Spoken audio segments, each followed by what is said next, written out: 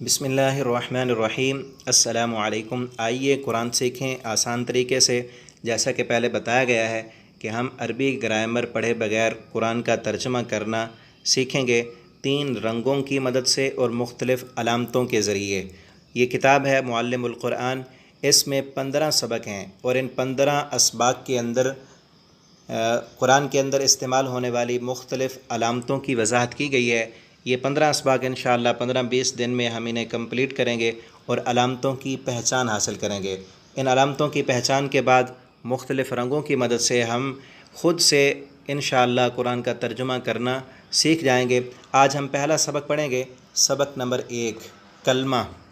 کلمہ، اس کی تعریف یہ ہے کہ زبان سے نکلنے والے ہر با معنی لفظ کو کلمہ کہتے ہیں۔ ہر با معنی، بے معنی لفظ جو، اسے کلمہ نہیں کہتے۔ اس کی 3 اقسام ہیں۔ نمبر 1 اسم، نمبر 2 فعل اور نمبر 3 حرف۔ اسم وہ ہے جو کسی شخص، کسی حیوان، کسی چیز یا کسی جگہ وغیرہ کا نام ہو یا صفت ہو۔ مثلا محمد صلی اللہ علیہ وسلم، یہ آپ صلی اللہ علیہ وسلم کا نام ہے۔ کتاب، شاعر، مکہ المکرمہ جگہ کا نام ہے۔ جنت، یہ بھی جگہ کا نام ہے۔ قلم، یہ ایک چیز کا نام ہے۔ فاسق، یہ صفت ہے کسی کی، بری صفت ہے، اللہ تعالی ہم سب کو اس صفت سے محفوظ فرمائیں۔ کافر، یہ بھی صفت ہے، کفر کرنے والا۔ اونٹنی، یہ بھی حیوان کا نام ہے۔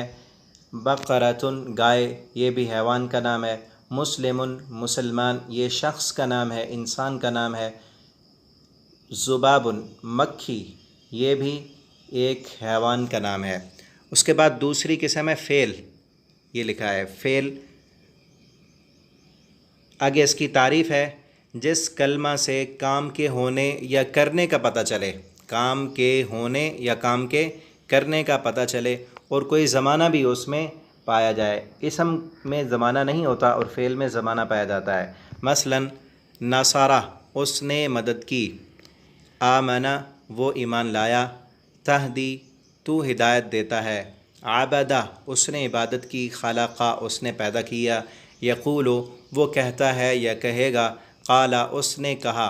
اب اس میں زمانہ بھی ہے، کہتا ہے یا کہے گا۔ ابھی کہتا ہے حال میں یا کہے گا مستقبل میں۔ قال، اس نے کہا ماضی میں۔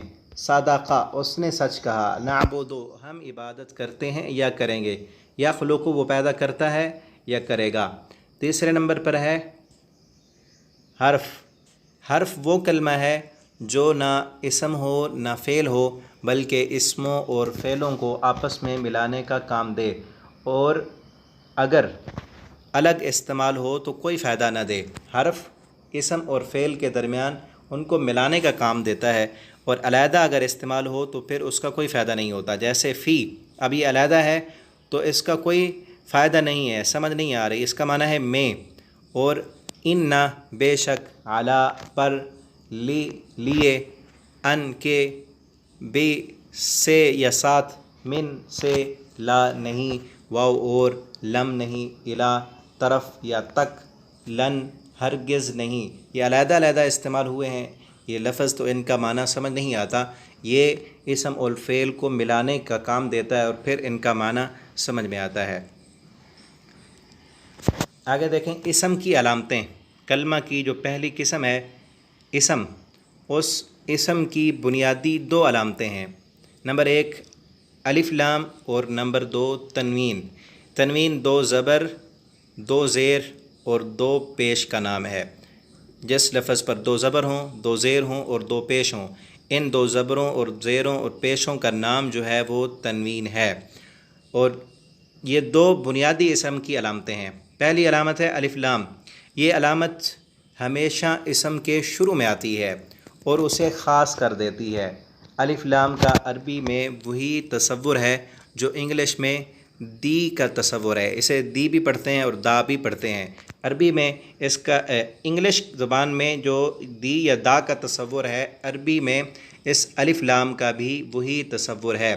جیسے مثالوں میں دیکھیں، البابو، البابو دروازہ، اس الف لام کا وہی تصور ہے۔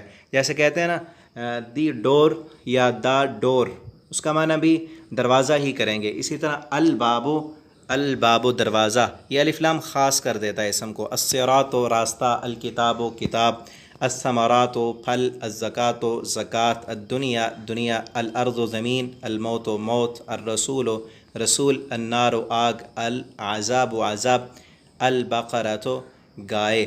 اور دوسری اسم کی جو علامت ہے وہ تنوین ہے، تنوین ڈبل حرکت۔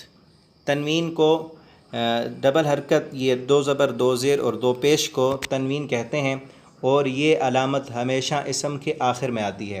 الف لام جو ہے وہ اسم کے شروع میں آتا ہے، اور یہ علامتیں تنوین اسم کے آخر میں آتی ہے، اور اس کا عام ہونا ظاہر کرتی ہے۔ الف لام اسم کا خاص ہونا ظاہر کرتے ہیں، اور تنوین اسم کے عام ہونے کو ظاہر کرتی ہے۔ اور تنوین کا عربی میں بالکل وہی تصور ہے جو انگلش میں اے کا تصور ہے۔ مثلا برقن بجلی، قوم قوم، یہ عام کر دیتی ہے، عام بجلی۔ جب ہوتا نا البرقو تو اس کا مطلب ہوتا خاص بجلی۔ یہ الف لام نہیں آیا بلکہ آخر میں تنوین آئی ہے تو عام ہو گیا اسم۔ بجلی، قوم، الثمر، یہ الثمرہ تو ہوتا تو خاص پھل، اور ثمرتن ہے تو پھل، عام پھل۔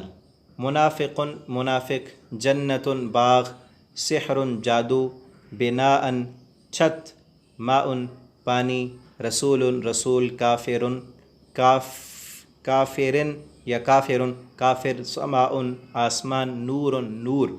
یہاں ضروری نوٹ دیکھ لیں، الف لام اور تنوین جس لفظ پر بھی آئیں وہ یقیناً اسم ہوگا۔ الف لام اور تنوین یہ علیحدہ علیحدہ آئیں گے، جس لفظ پر الف لام ہو یا جس لفظ پر تنوین ہو وہ یقیناً اسم ہوگا، اور یہ دونوں علامتیں ایک اسم پر ایک ساتھ لانا درست نہیں ہے۔ مثلا الکتابن کہنا غلط ہے، یا کتابن کہیں یا الکتاب کہیں۔ الف لام اور تنوین دونوں علامتیں ایک ہی اسم پر نہیں آتی۔ آگے دیکھیں اسم کی پہچان۔ شروع میں الف لام اور آخر میں تنوین کے علاوہ وہ لفظ جس کے آخر میں گول تا ہو یا الف تا ہو وہ بھی اسم ہوتا ہے۔ مثلا لیلۃ، قلیلۃ، آیات، حسنات، ظلمات، حدیقۃ، رحمۃ، السماوات، السیئات، مؤمنات، جنت، کلمۃ، فاسقات۔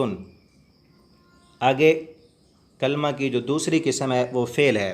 فعل کی پہچان، فعل کی پہچان، اگر کسی لفظ کے شروع میں یہ 5 علامتیں ہوں، یا، تا، الف، نون اور قد، یا اس کے آخر میں تا پر زبر یا تا پر زیر، تا پر پیش یا تا ساکن، یہ 4 قسم کی تا ہو گئی، اور نون مشدد میں سے کوئی علامت ہو تو وہ عموماً فعل ہوتا ہے۔ مثلا دیکھیں یعبدو اور تعلم، اعوذ، نخلق، قد افلح، یہ شروع میں قد آ گیا، اور خلقت، کنتی، ظلمت، کسبت، اور لنسألن، یہ نون مشدد آ گیا۔ یہ سب فعل ہیں، یہ فعل کی علامتیں ہیں۔ شروع میں یہ 5 علامتیں ہوں، یا، تا، الف، نون، قد، اور یا آخر میں جو ہے یہ تا ہو 4 قسم کی، تا مفتوح، تا مکسور اور تا مضموم، اور تا ساکن اور نون مشدد ہو، یہ فعل کی علامتیں ہیں۔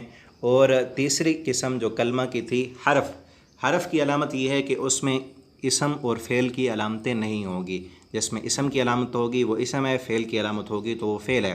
اور اگر کسی لفظ میں اسم اور فعل کی علامتیں نہیں ہیں اور وہ 3 حرفوں سے کم ہے تو وہ حرف ہوگا۔ اللہ تعالی ہمیں ان علامتوں کی پہچان دے، اور جس مقصد کے لیے ہم نے یہ کام شروع کیا ہے اللہ رب العالمین ہمیں ہمارے اس مقصد میں کامیابی عطا فرمائے۔ اللہ تعالی قرآن کریم کے نور سے ہمارے دلوں کو منور فرمائے۔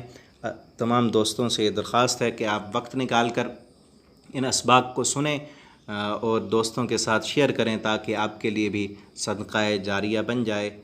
والسلام علیکم ورحمۃ اللہ وبرکاتہ۔